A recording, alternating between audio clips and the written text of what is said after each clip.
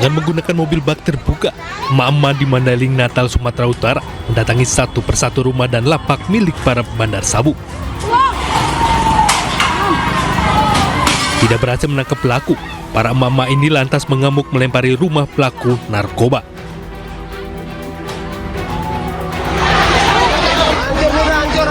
Tidak hanya melempar batu, para emak-emak masuk ke dalam rumah menghancurkan barang-barang milik pelaku.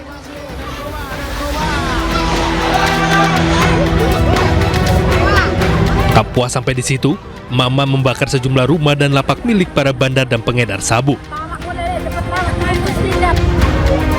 Sementara itu, pihak kepolisian telah menangkap 5 terduga pelaku dari tempat persembunyiannya. Telah memerintahkan juga KBU Narkoba bersama tim bergabung dengan Polsek dalam rangka mengamankan 5 yang diduga sebagai pengedar narkoba ke Polsek Muara Batang Gadis, yang mana saat ini sedang didalami permasalahannya. Polisi mengimbau warga tak main hakim sendiri saat menemukan aksi mencurigakan terkait peredaran narkoba di lingkungannya. Dari Mandailing, Natal, Sumatera Utara, Ahmad Hussein Lubis, Ainus melaporkan. Kita beralih ke Jakarta, pemirsa. 2 oknum polisi pelaku pengeroyokan debt kolektor hingga tewas di Kalibata, Jakarta Selatan dijatuhi sanksi pemecatan tidak dengan hormat atau PTDH. Majelis Sidang Komisi Etik dan Profesi atau KKEP Polri memutuskan 2 anggota polisi dijatuhi sanksi PTDH. Keduanya terbukti menghilangkan nyawa 2 orang debt kolektor, sementara 4 pelaku lainnya dikenai sanksi demosi selama 5 tahun. Dari fakta persidangan terungkap, keempatnya hanya berperan mengikuti ajakan seniornya.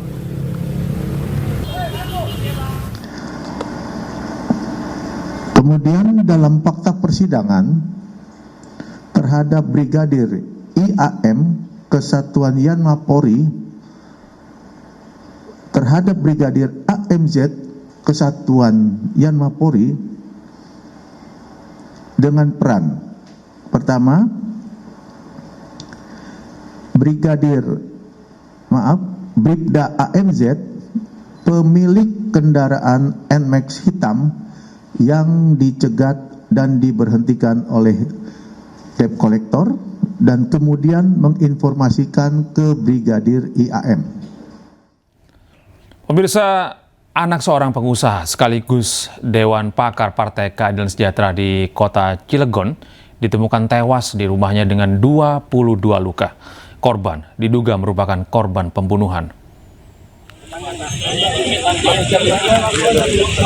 Jenazah Muhammad Excel Putra, anak laki-laki berusia 9 tahun warga Cilegon, Banten, yang ditemukan tewas mengenaskan di dalam rumah mewahnya hari ini dimakamkan. Korban merupakan anak dari Haji Maman Suherman, seorang pengusaha konstruksi sekaligus politisi PKS Kota Cilegon. Korban ditemukan meninggal dunia pada Selasa sekitar pukul 14:20 waktu Indonesia Barat. Kondisi korban mengenaskan dengan 19 luka tusuk benda tajam dan 3 luka kekerasan benda tumpul.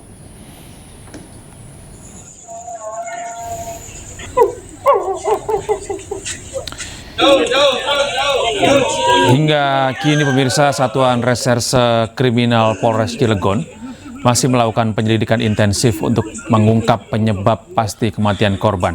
Polisi mengolah tempat kejadian perkara serta mengumpulkan keterangan saksi dan barang bukti. Hingga kini polisi telah memeriksa 8 saksi serta memeriksa sejumlah CCTV yang berada di sekitar lokasi. KP sudah melakukan visum. Kita sedang menunggu hasil otopsi dari korban. Untuk dugaan motif sementara belum bisa kita jelaskan secara lugas karena kita masih dalam tahap. Pemirsa, polisi menjerat Adimas Firdaus atau yang kerap dikenal sebagai Resbob dengan Undang-Undang ITE akibat ujaran kebencian yang disampaikannya di media sosial. Resbob pun terancam hukuman penjara 6 tahun. Adimas Firdaus atau kerap disapa Resbob di media sosial mengenakan baju tahanan. Resbob sebelumnya buron usai menyampaikan ujaran kebencian di media sosial terhadap suku Sunda. Resbob juga sempat melakukan pelarian hingga ke Jawa Timur sebelum akhirnya ditangkap petugas gabungan. Kapolda Jawa Barat Irjen Pol Rudi Setiawan menyampaikan status Resbob telah resmi dinaikkan menjadi tersangka dan dijerat dengan Undang-Undang ITE dengan ancaman hukuman 6 tahun penjara. Bersangkutan akan kita kenakan Undang-Undang ITE yaitu pasal 28 dan kita juntokan beberapa pasal yang ancaman hukumannya salah satunya 6 tahun ya. Kita akan proses dan ini menjadi pembelajaran buat kita semua untuk kita lebih bijak lagi dalam berkomunikasi menggunakan medsos dan sebagainya. Hindari perbuatan-perbuatan yang dapat menyakiti hati masyarakat lain, hindari ujaran-ujaran kebencian. Pemirsa, Polda Jawa Timur menangkap oknum polisi terduga pelaku pembunuh mahasiswi Universitas Muhammadiyah Malang yang jasadnya ditemukan di sungai. Polisi menyebut korban dan terduga pelaku ada hubungan kerabat.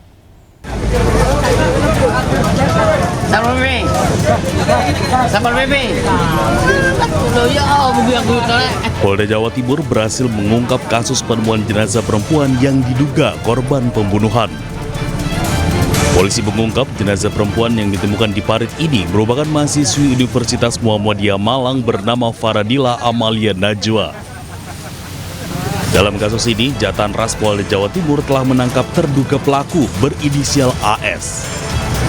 Kabid Humas Polda Jawa Timur, Kombes Pol Jules Abraham Abbas mengatakan AS merupakan anggota Polri berpangkat Bribka dan merupakan kerabat korban. Bahwa memang benar untuk satu terduga pelaku yang berinisial AS yang sudah diamankan adalah merupakan kerabat dari korban. Ya, sejauh ini dari hasil penyelidikan yang didapatkan seperti itu, dan terduga pelaku AS berstatus sebagai anggota Polres Probolinggo Kabupaten. Jenazah mahasiswi Universitas Muhammadiyah Malang ditemukan di aliran sungai di Purwosari, Pasuruan pada Selasa. Jasad korban ditemukan pertama kali oleh petani dengan kondisi menggunakan helm dengan posisi telungkup. Polda Jatim telah menyita sejumlah alat bukti dari lokasi kejadian. Sementara terduga pelaku yang merupakan anggota Polres Probolinggo Kabupaten telah ditahan untuk kepentingan penyelidikan. Pemirsa, polisi membongkar praktik aborsi ilegal di sebuah apartemen di kawasan Jakarta Timur. Dalam kasus ini, polisi menetapkan 5 orang tersangka.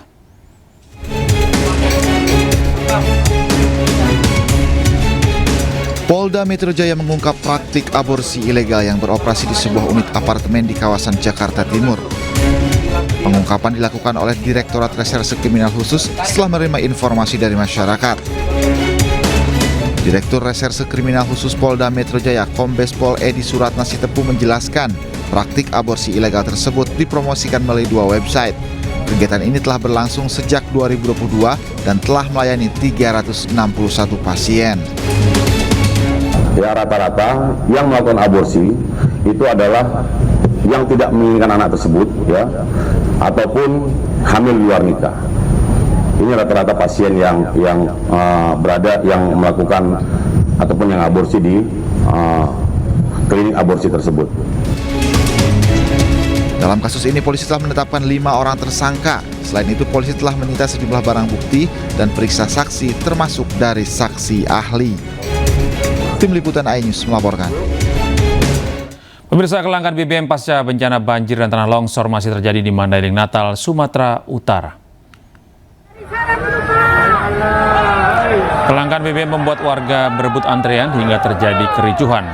Para pengendara motor tak sabar saling serobot karena sudah lama mengantre di SPBU. Petugas kepolisian yang berjaga di SPBU mampu mengendalikan situasi. Sudah lebih 3 pekan pasca bencana banjir dan tanah longsor, kelangkaan BBM masih saja terus terjadi. Warga mengaku aktivitas mereka terganggu karena setiap hari menghadapi kondisi seperti ini.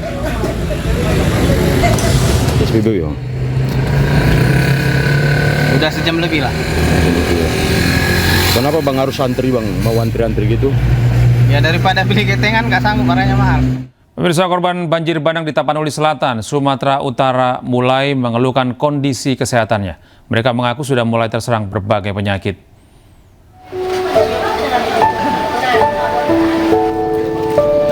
Tak terasa 3 pekan sudah berlalu pasca banjir bandang memporak-porandakan 3 desa di Kecamatan Batangtoru, Kabupaten Tapanuli Selatan, Sumatera Utara, yakni Desa Garoga, Desa Hutagodang, dan Desa Aek Ngadol. Selama itu pula para korban tinggal di posko pengungsian. Dengan segala keterbatasan, para korban banjir bandang ini tidur di posko pengungsian. Mereka pun mulai mengeluhkan kondisi kesehatannya. Seperti halnya yang dikeluhkan Dame Pangabean, warga Desa Hutagodang yang merupakan korban banjir bandang. Pria berusia 75 tahun ini mengaku mulai terserang penyakit mulai dari batuk hingga badan yang sakit. Batuk ini tenggorokan sakit. Tenggorokan sakit, apa aja itu keluhan kita? Badan semua, nggak bisa cerita kalau namanya pun ya kami ngemis. Nah, jadi gimana lah bilang, memang parah kali kami kayak gini. Sementara itu, Koordinator Posko Pengungsian Batu Hula, Safri Simamora, tak menampik keluhan kesehatan para pengungsi. Keluhan-keluhan kesehatan dari lansia ataupun kaum rentan, Pak, seperti ibu hamil dan anak-anak, Pak.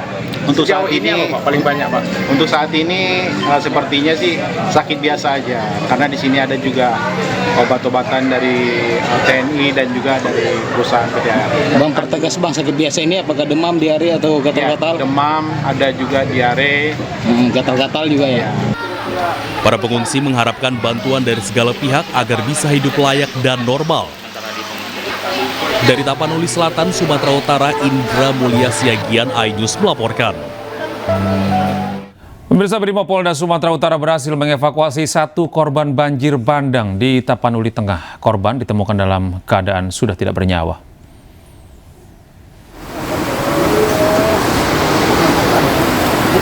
Korban bernama Jeki, berusia 26 tahun, merupakan warga desa Haloan Bair, Kecamatan Tapian Naulis, Tapanuli Tengah, ditemukan dalam timbunan lumpur. Personel Brimopolda Sumatera Utara bersama tim SAR gabungan cukup kesulitan mengevakuasi korban karena korban sudah tertimbun selama 3 pekan. Selanjutnya korban dibawa ke posko untuk diidentifikasi sebelum dimakamkan. Hingga kini personel Brimopolda Sumatera Utara masih terus melakukan pencarian korban banjir bandang di Tapanuli Tengah.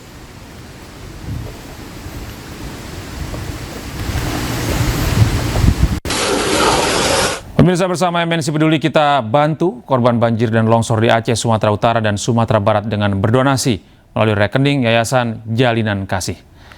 Sidang perdana gugatan cerai Atalia Praratia terhadap suaminya Ridwan Kamil digelar hari ini di Pengadilan Agama Bandung, Jawa Barat. Keduanya tidak hadir dalam sidang tersebut. Sidang cerai perdana Atalia RK mengagendakan pemeriksaan identitas para pihak dan kuasa hukum. Kuasa hukum Atalia Praratia mengatakan kliennya menghormati segala proses hukum yang sedang berjalan.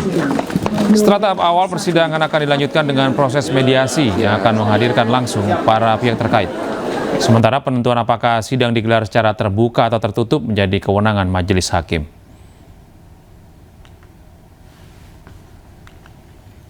Pemirsa, aktivis Beni Parapat melaporkan Ketua Umum Jokowi Mania Andi Azwan dan pengamat teknologi informasi Universitas Gadjah Mada Joshua Sinambela ke Polda Metro Jaya. Laporan itu terkait dengan dugaan kebohongan publik scan ijazah Presiden ke-7 Republik Indonesia Joko Widodo. Beni mengatakan dasar pelaporan itu karena Andi Azwan dan Joshua Sinambela diduga telah melakukan kebohongan publik dan menyesatkan. Sebab ia menyebarkan hasil scan yang diklaim sebagai ijazah Jokowi. Namun Beni menuturkan laporan itu ditolak pihak Polda Metro Jaya dengan pertimbangan tidak ada ijazah Jokowi yang autentik sebagai pembanding.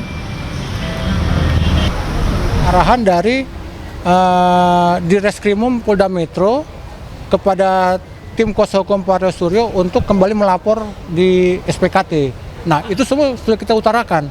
Tetapi ya begitu yang kami dapatkan bahwa penyidik Polda Metro memakai asumsi kacamata kuda. Dia tetap berasumsi bahwa proses hukum masih berjalan. Jadi tidak bisa diterima laporan, dan kedua bahwa tidak ada otentik ijazah.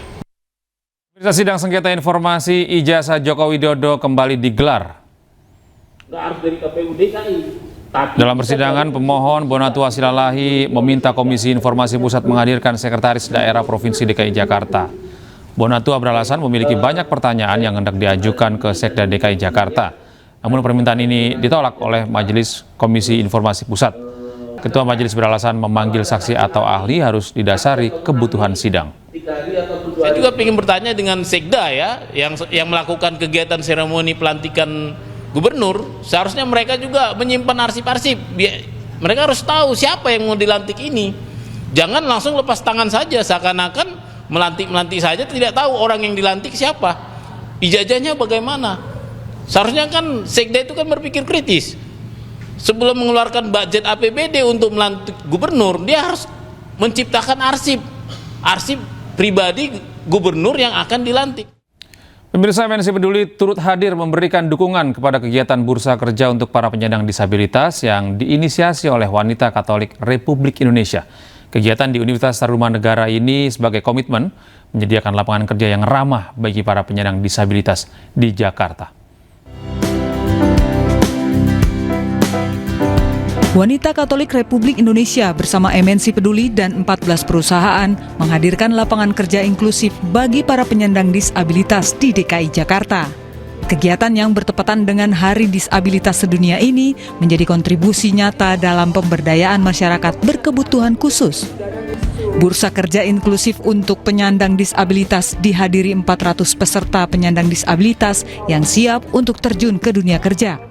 Kita akan support. Jadi artinya ini adalah hak bagi saudara kita bahwa mereka juga berhak bekerja. Tinggal masalah nanti kita tempatkan di mana, itu memerlukan penempatan khusus. Kami sebagai organisasi perempuan Katolik memberikan perhatian dan juga kepedulian kepada setiap insan dalam hal ini, khususnya saudara-saudara kita yang memiliki karunia-karunia khusus untuk memiliki kesempatan dan peluang yang sama untuk mendapatkan pekerjaan. Para penyandang disabilitas menyambut hangat bursa kerja ini dan menaruh harapan besar mendapatkan peluang pekerjaan dan berkarya.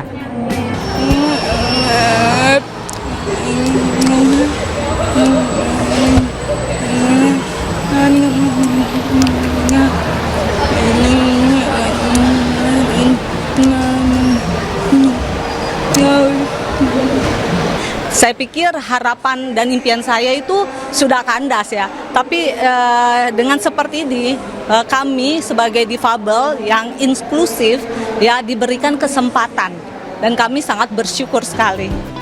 MNC Peduli terus mendorong para pemangku kepentingan untuk memperkuat ekosistem ketenagakerjaan yang lebih adil, inklusif, dan berkelanjutan bagi para penyandang disabilitas di tanah air.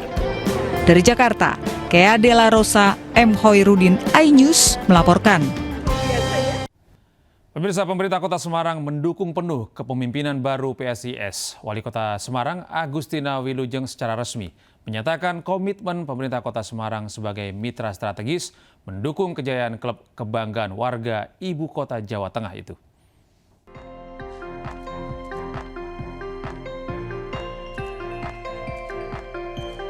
Wali Kota Semarang Agustina Wilujeng secara resmi menyatakan komitmen Pemkot Semarang sebagai mitra strategis untuk mendukung kejayaan klub kebanggaan warga Ibu Kota Jawa Tengah PSIS. Dalam audiensi di ruang rapat Wali Kota pada Senin yang dihadiri CEO PSIS yang baru, Datu Nova Fatmawati, beserta Komisaris Faris Julinar Maurisal, dan Ketua Supporter Panser Biru, Wareng Agustina menyebut PSIS adalah aset yang tak ternilai. Wali Kota menekankan kebangkitan PSIS hanya bisa terwujud lewat sinergi solid 3 pilar utama, yakni manajemen klub, supporter, dan pemerintah daerah. Kita engagement antara manajemen dengan supporter ini menjadi lebih erat, sehingga energinya menjadi lebih besar. Sinergi ini diyakini jadi formula tepat untuk mengembalikan PSIS sebagai kebanggaan yang menyatukan seluruh masyarakat Semarang. Di sisi lain, manajemen baru di bawah Datu Nova menyambut baik dukungan Pemkot Semarang. Mereka menegaskan prioritas utama adalah menyelamatkan klub dari jurang degradasi. Untuk ke depan targetnya PSIS? Target PSIS-nya bertahan di Liga 2. Target kita.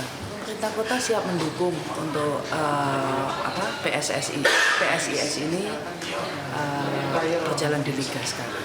Siap mendukung 100%. Berarti wali kota mendukung PSIS? Betul, mendukung 100%.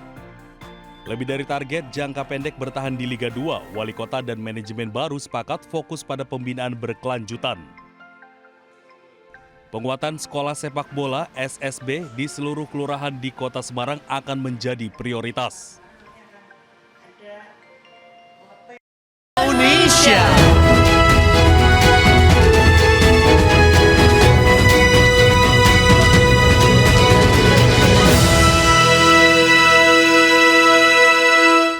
Pemirsa, pencaksilat menambah 3 emas di hari terakhir perlombaan di SEA Games 2025 Thailand. Secara keseluruhan, tim Merah Putih membawa pulang 4 emas, 1 perak, dan 7 perunggu dari SEA Games edisi ke-33.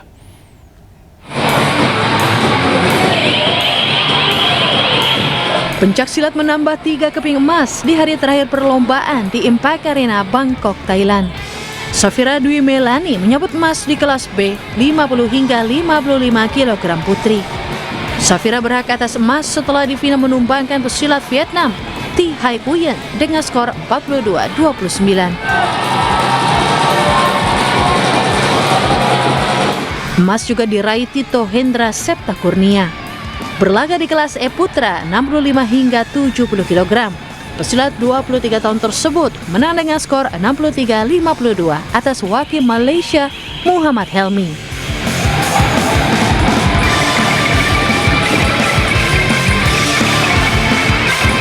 Emas ketiga disumbangkan Muhammad Zaki Zikrillah. Tampil di kelas C 55 hingga 60 kg putra, Zaki menang WO atas wakil Thailand Tinapat Janjaroen. Tambahan 3 emas, Indonesia total membawa pulang 4 emas, 1 perak, dan 7 perunggu di SEA Games 2025.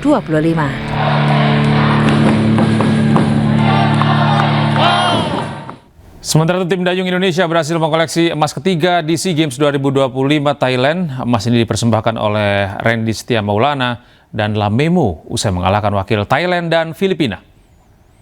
เงินนะครับก็วันนี้ครับมาจับคู่กันทางด้านของณรงค์ศักดิ์นาคแสงครับในรอบชิงชนะเลิศครับในประเภทของเรือกระเทียมสองคนชาย Tim dayung Indonesia sukses mengoleksi emas ketiga di SEA Games 2025 Thailand.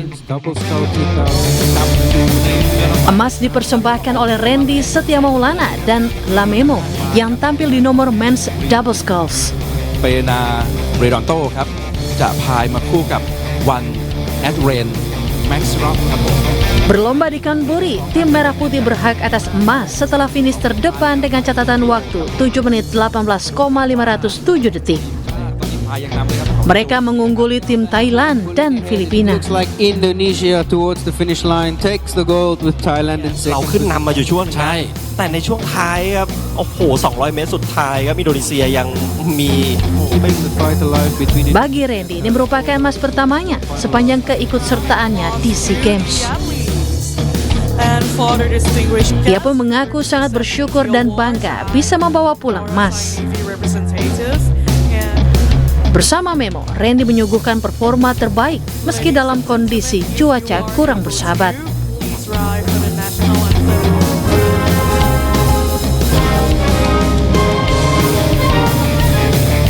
Sementara bagi Memo, ini merupakan emas ke-6 sejak tampil di SEA Games 2015 Singapura.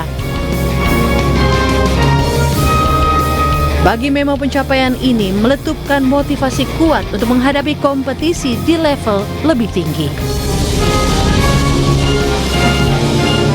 โอกาสนี้นะคะเรียนเชิญท่านผู้ทรงเกียรตินะคะถ่ายภาพเป็นที่ระลึกร่วมกับนักกีฬาด้านบนเวที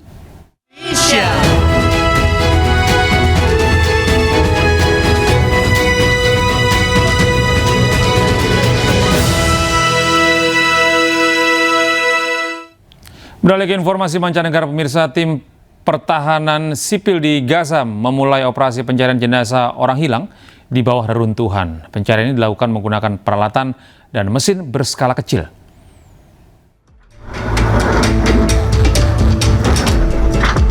Direktorat Jenderal Pertahanan Sipil di Gaza mengumumkan dimulainya operasi pencarian jenazah dalam puing-puing dan reruntuhan bangunan. Mesin-mesin mengangkat puing-puing dari salah satu kediaman warga di Gaza, Palestina untuk melakukan proses evakuasi jenazah korban serangan Zionis Israel. Salah satu reruntuhan puing-puing diketahui sebelumnya telah menampung sekitar 60 pengungsi, termasuk perempuan, anak-anak, dan orang tua sebelum rusak dan luluh lantak akibat serangan udara Zionis Israel. Operasi pencarian jenazah ini pun melibatkan Komite Internasional Palang Merah dan berada di bawah otoritas Arab. Dalam krisis kelaparan, warga Palestina di Gaza kini juga harus menghadapi badai musim dingin. Sedikitnya 14 warga tewas akibat badai yang diikuti hujan deras, angin kencang, dan juga banjir.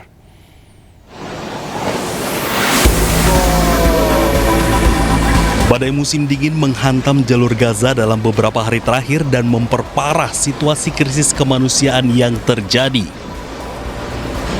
Badai yang diikuti hujan deras, angin kencang, dan banjir menewaskan 14 warga Palestina. Tenda-tenda pengungsian yang sudah rusak kini ambruk dan terendam banjir.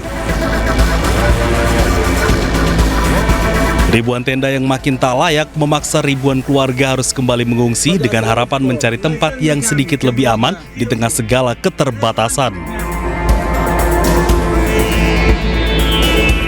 Dalam kondisi tanpa listrik dan krisis kelaparan, warga Palestina kini juga harus menghadapi resiko banjir parah karena sistem drainase tak lagi berfungsi di wilayah yang hancur akibat perang antara Israel dengan Hamas. Ya, pemirsa, banjir bandang mematikan menerjang kota Safi di Maroko pada hari Senin. Banjir bandang tersebut menewaskan sedikitnya 37 orang dan melukai puluhan lainnya.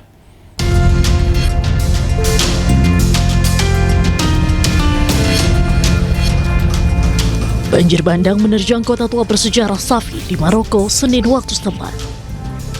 Rekaman video menunjukkan jalanan terendam lumpur, toko-toko rusak, dan puing-puing berserakan di lorong-lorong sempit. Warga berusaha membersihkan saluran pembuangan yang tersumbat dan menyelamatkan apapun yang bisa mereka selamatkan dari bangunan yang terendam banjir. Pihak berwenang mengonfirmasi sedikitnya 37 orang telah meninggal dunia dan puluhan orang terluka akibat banjir bandang yang terjadi. Tercatat 14 orang masih dirawat di Rumah Sakit Muhammad Kalima, termasuk 2 orang di ruang perawatan intensif.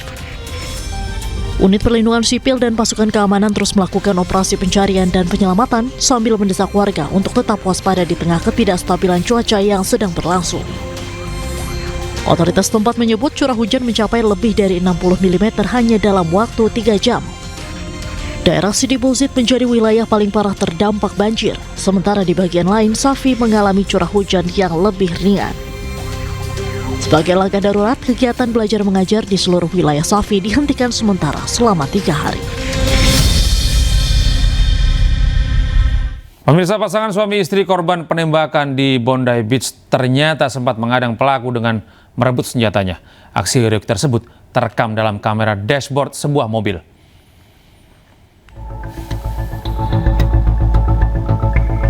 Inilah detik-detik ketika pasangan suami istri Boris German, 69 tahun, dan Sofia, 61 tahun, tampak melawan salah satu pelaku penembakan di Bondi Beach dan merebut senjatanya. German nampak sempat terjatuh, kemudian bangkit kembali dan memukul pelaku dengan pistol. Namun naas, pasangan suami istri itu tewas ditembak pelaku. Diketahui German dan Sofia merupakan 2 orang pertama yang tewas dalam penembakan di Bondi Beach pada hari Minggu lalu. Sedikitnya 15 orang dipastikan meninggal dunia dalam penembakan yang terjadi.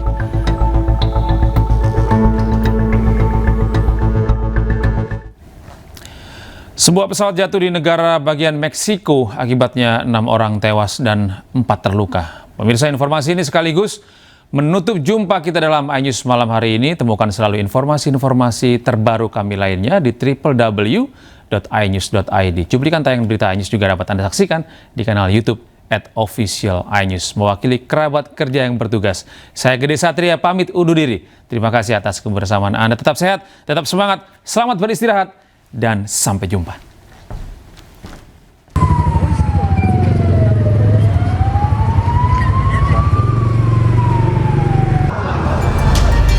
Sebuah pesawat ringan Cessna Citation 3 yang terbang dari Acapulco dan menuju kota Toluca jatuh di persimpangan Jalan Industria Otomotris dan Miguel Aleman di dekat kawasan perumahan.